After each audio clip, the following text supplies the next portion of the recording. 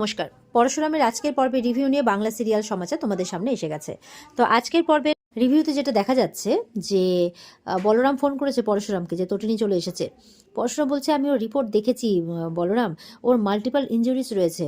তো ও এত শক্ত সামর্থ্য মানুষ এত ব্যথা যন্ত্রণা সহ্য করছে কিভাবে?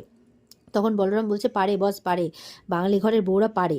তখন পরশুরাম বলছে বেটা তুই জানলে কি করে রে, তুই কি বিয়ে করেছিস? বলরাম বলছে বিয়ে করিনি বলে কি বরযাত্রীও যায়নি নাকি? বলছে বেরিয়েছে বেরিয়েছে, তটিনী বেরিয়েছে, সামনে একটা গাড়ি এসে দাঁড়িয়েছে।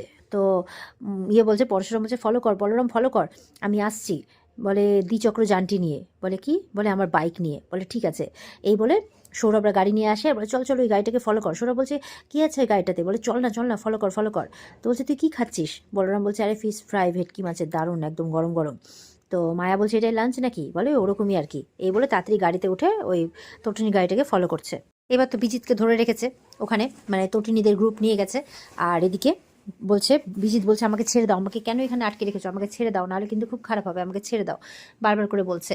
বিজিত বলছে আমাকে চেনো না কিন্তু। বলে চিনি, খুব ভালো করে চিনি। নিশা বলছে তোদের মতো সাপেদের বীজ দাঁত উপড়ানোর জন্যই তো আমাদের মতো ডিপার্টমেন্ট, তাই বলছে। দিয়ে এক চড় মারে। এবার বিজিত মারতে গেলে ওদিকে প্রকাশ মাথার উপরে বন্দুক ধরে। তখন বলছে ছেড়ে দিন, প্রকাশকে বলছে। আর বিজিতকে বলছে বেশি পুরুষত্ব দেখানোর অহংকার তো, মার আমাকে মার, কি কত মারবি মার, দেখি তোর কত ক্ষমতা। এই বলতেই আছে। বিজিত চুপ করে দাঁড়িয়ে আছে। তখন ওদিকে প্রকাশের ফোনে ফোন আসে। তাদের বস তাদের ফোন করে বলে যে 7:30টার সময় এয়ারপোর্ট থেকে বিজিতকে রিসিভ করবে। আর তখনই মিডিয়া প্রেস সব আসবে। তখন প্রকাশ বলছে যে 7:30টার সময় মানে দিল্লি নিয়ে যেতে হবে। দিল্লির ফ্লাইট থেকে যখন নামবে বিজিত, তখন তাকে বলছে তোর বাপ তোকে রিসিভ করবে, তোর বাপেরা, তাই বলছে, এরমভাবে বলছে। বলছে শুধু তটিনী নেই।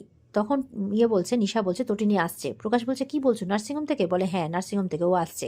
বিজিত বলছে কি চাইছো তোমরা, কি চাইছো, কত টাকা চাই তোমাদের, কত টাকা চাই বলো, কত টাকা চাই, ডলারে পাউন্ডে কিভাবে চাই বলো, আমি দিচ্ছি তোমাদের, তাই বলছে। ওদিকে দেখা যাচ্ছে তটিনী কষ্ট করে মানে গাড়ির থেকে এবার নামছে। আর তটিনীর পেছনেই ওই পরশুরামদের পুরো টিম, আর পেছনে বাইক নিয়ে পরশুরাম লক্ষ্য করছে পুরো। বিজিত বলছে আমাকে যেতে দাও। তখন তটিনী চলে আসে আর এসে বলছে তুমি যেতে পারবে বিজিত। এবার তটিনীকে প্রকাশ বলছে আপনি এই অবস্থায় চলে এসেছেন নার্সিংহোম থেকে কেন? তটিনী বলছে মা, মা আমি একজন মা, আমার বাচ্চা দুটোকে কিডন্যাপ করা হয়েছে, তাই বিজিতকে আমি নিতে এসেছি এখান থেকে। তো বলছে অসম্ভব, আমি এটা পারমিশন দেবো না, আমি অ্যালাউ করবো না। তটিনী তখন বন্দুক বের করেছে, বিজিতের দিকে তাক করেছে। প্রকাশ বলছে এটা আপনি কি করছেন? আর বলছে, নিশাকে বলছে আটকাও আটকাও। তটিনী বলছে আমি একজন মা, আমার দুটো বাচ্চাকে আটকে রাখা হয়েছে, আমি বিজিতকে দিয়ে আমার বাচ্চাগুলোকে ফেরত নিব, মানে নিয়ে আসবো। আমার বাচ্চাগুলো খায়নি, ওরা খাচ্ছে না স্যার, ওদেরকে খাওয়াবো আমি, বোঝার চেষ্টা করুন, ওরা কষ্ট পাচ্ছে। আমি কথা দিচ্ছি, মানে নিশা বলছে তো যে 5:30টার দিকে ফ্লাইট আছে আর আমাদের নিয়ে যেতেই হবে, তারপর থেকে মিডিয়া প্রেস জানতে পারবে।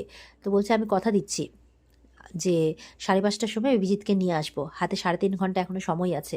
বলে না হবে না, অসম্ভব, ছাড়া যাবে না। বলে আমাকে যেতেই হবে বিজিতকে নিয়ে, না হলে কিন্তু খুব খারাপ হয়ে যাবে। এবার তটিনীকে আটকাতে গেলে তটিনী বলছে আমি কিন্তু শ্যুট করে দেবো, আপনারা বোঝেন আমি কতটা কষ্টে আছি, আমার শরীরে কতটা যন্ত্রণা হচ্ছে, বোঝেন? একটা মা যখন বাচ্চাকে জন্ম দেয় তার থেকেও 1000 গুণ বেশি পেন হচ্ছে আমার, কিন্তু আমি সেটা সহ্য করে আছি, কারণ আমার বাচ্চা দুটোর জন্য। বুঝুন, আজকে একজন মা এসছে এখানে। এই বলে বিজিতকে নিয়ে যাচ্ছে। বিজিত মনে মনে বলছে আমাকে একবার নিয়ে তো যাক, তারপর দেখছি কি করে আমাকে করে, ও তো ফিজিক্যালি ফিটই নয়। আর ওদিকে এই বলে তটিনী কিন্তু নিয়ে যাচ্ছে বিজিতকে বের করে।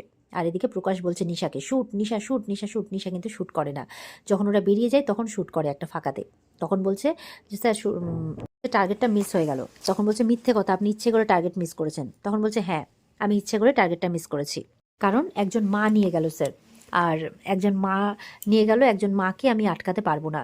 ওই দুটো বাচ্চা আছে স্যার, ওই দুটো বাচ্চার কথাও ভাবতে হবে। একজন মা আর ওই দুটো বাচ্চার জন্য আমি 1000টা বিজিতকেও কুরবান করতে পারি স্যার, আপনার যা শাস্তি দেওয়ার আপনি আমাকে দিন, আমি মাথা পেতে নেব, কিন্তু ওদেরকে আটকাবেন না স্যার। প্রকাশ আটকাতে গেলে তাকেও বারণ করছে, আর নিশা যেতে দিচ্ছে না। বলে ছেড়ে দিন স্যার, আপনি দেখতেই পাচ্ছেন ও ফিজিক্যালি ফিট নয়, একজন মা আজকে আমাদের কাছে এসেছে, মা আর বাচ্চা দুটো প্রাণের থেকে আমাদের কাছে বিজিত ইম্পর্টেন্ট হতে পারে না স্যার, তাই বলছে। এদিকে তটিনী বিজিতকে নিয়ে বাইরে বেরিয়েছে, মাথায় গান ধরে আছে, আর শরীর চলছে না তার। পরশুরামরা কিন্তু সব ফলো করছে, আর শরীর চলছে না, এই করতে করতে অজ্ঞান হয়ে পড়ে যায়।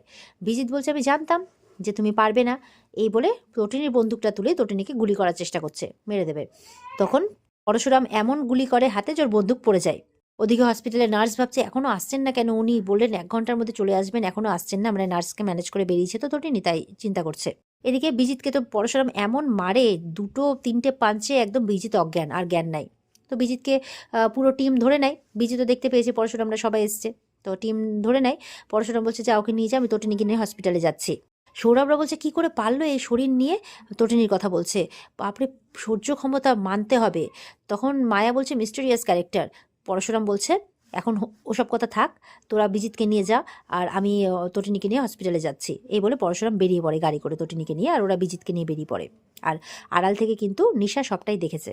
এদিকে হসপিটালে কবির খুব ঝামেলা করছে, ওর সন্দেহ করছে তটিনী রুমে নেই, তাই বলছে তটিনী কোথায়, তটিনী কোথায়, আমি তটিনীর সাথে দেখা করব।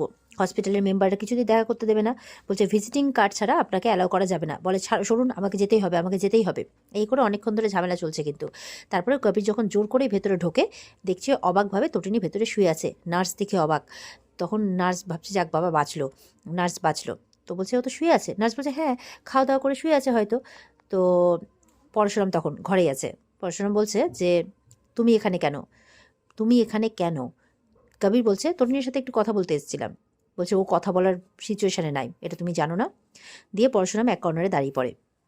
কবির তখন বলছে 24 ঘন্টার মধ্যে কিন্তু অনেক কটা ঘন্টা পার হয়ে গেছে, তোমার বাচ্চারা কিন্তু না খেয়ে আছে, না খেয়ে। 24 ঘন্টার মধ্যে যদি বিজিত না আসে, তাহলে ভেবে নেবে তোমার ফ্যামিলি থেকে 2টো মেম্বারের নাম কেটে দেবে চিরজীবনের মতো। পরশুরাম তো প্রচণ্ড রেগে গজগজ করছে, চোখে জল। তো বলছে 24 ঘন্টা নয়, 24 মিনিটের মধ্যে বিজিতকে পেয়ে যাবে, কোথায় চাও? বলছে আয়ুষীর পাশে। বলছে বাবা 24 মিনিটের মধ্যে পাঠিয়ে দেবে? বলে হ্যাঁ। তখন পরশুরাম ফোন করছে ওর টিমকে। টিম কিন্তু মানে গাড়ি নিয়ে আছে, গাড়িতে বিজিত আছে, গাড়িতে বিজিতকে নিয়ে রেডি হয়ে আছে আর কি। পরশুরাম বলরামকে ফোন করে বলছে তোরা কোথায়? বলছে তোর শ্বশুরবাড়ির কাছাকাছি বাইরেই আছি। বলে ওখান থেকে বিজিতকে শ্বশুরবাড়ি পৌঁছতে মানে কতক্ষণ লাগবে? বলে 2 মিনিট। বলে আর ওই 2 মিনিটে কত পা হাঁটতে হবে? বলে এই তো কয়েকশো পা, এই সোজা গিয়ে বাদিকের গলিটাতে টার্ন নিতেই তো বাড়ি। তো বলছে ঠিক আছে, এক কাজ কর, বিজিতকে নিয়ে তোরা নাম গাড়ির থেকে, নেমে ঠিক 100 পা হাঁট, 100 পা হেঁটে ওর মাথায় গান ধরে ওখানে দাঁড়িয়ে থাক, আমি বললে ওকে ছাড়বি। তাই বলছে। বলে ঠিক আছে। এই মতো করে ওরা বেরিয়ে পড়ে। সবাই মিলে বিজিতের মাথায় গান ধরে ওকে নিয়ে যাচ্ছে। পড়াশোনা বলছে চলো তুমি চলো আমার সাথে, বাচ্চাদের কাছে পৌঁছে দেবে চলো। বলে না। কবির বলছে আপনি যেতে পারবেন না, আমরা পৌঁছে দেবো। তখন কবিরের কলার ধরে নেয় পরশুরাম। পরশুরাম বলছে আমি যাব। বলে না, তোমার যাওয়া চলবে না। বলে তুমি আমাকে চেনো না। বলে চিনি বলেই বলছি তোমার যাওয়া চলবে না, আমি এখানে বাচ্চাদের পৌঁছে দিয়ে যাব। পরশুরাম বলছে বিশ্বাস করি না। বলে কিচ্ছু করার নেই, আমার গায়ে যদি একটা আঁচড় টানো যা, তাহলে বুঝতে পারছো না ওখানে কি হয়ে যাবে। সামনেই সরস্বতী পুজো, তো বাচ্চাদের নিয়ে অঞ্জলি দেবে, তো হবে না কিন্তু, আর হবে না। বলছে কলার ছাড়ুন, ছাড়ুর কলার। পরশুরাম কলার ছেড়ে দেয়। কবির চলে যায়। তারপর বলরামদের ফোন করে বলছে কি খবর? বলে আমরা 100 পা চলে এসেছি। বলে ঠিক আছে যা, ওকে বিজিতকে আয়ুষের কাছে পৌঁছে দিয়ে আয়। বলে ঠিক আছে। এই বলে ফোনটা রেখে দেয়। পরশুরাম বলছে ওনাকে সামলে রাখবেন। নার্স বলছে আপনি কে? বলে আমি আমি ওনার স্বামী, একজন গৃহস্থ ব্যক্তি। এই বলে তটিনীর মাথায় হাত বুলিয়ে পরশুরাম বেরিয়ে যায়। আর এখানে আজকের পর্ব শেষ হয়ে যায়। তো এই ছিল আজকের পর্বের রিভিউ। ভালো লেগে থাকলে পর্বকে লাইক কমেন্ট করে জানাতে ভুলবে না, আর আমাদের সাথে জুড়তে চ্যানেলকে সাবস্ক্রাইব করতে ভুলবে না। দেখা হচ্ছে তোমাদের সাথে আগামীকালকে। সবাই খুব ভালো থাকবে। বিস্তারিত দেখার জন্য অবশ্যই স্টার জলসার পর্দা রয়েছে। টাটা।